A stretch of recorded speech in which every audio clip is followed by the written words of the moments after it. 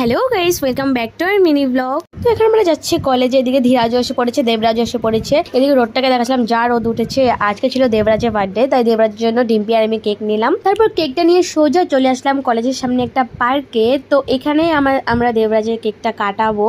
তো এখানে আমি দেবরাজকে বলছিলাম যে তোমার কেমন লেগেছে সারপ্রাইজটা। ও বললো খুব ভালো লেগেছে।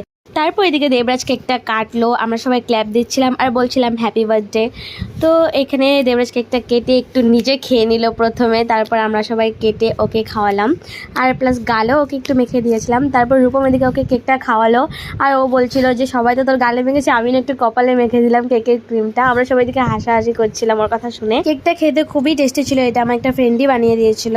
তারপর একটু দোলনা ঝুলে নিলাম। তারপর দেবরাজ এদিকে স্প্রাইট আর জল নিচ্ছিল, এটা খেয়ে তারপর আমরা কলেজে গিয়েছিলাম। কলেজে ব্লগ করিনি কারণ ওখানে দেখার মতো কিছু ছিল না। তারপর কলেজ থেকে বেরিয়ে আমরা টোটো করে বাড়ি এসে বললাম। তো আজকের মিনি ব্লগটা এই পর্যন্তই। Thanks for watching.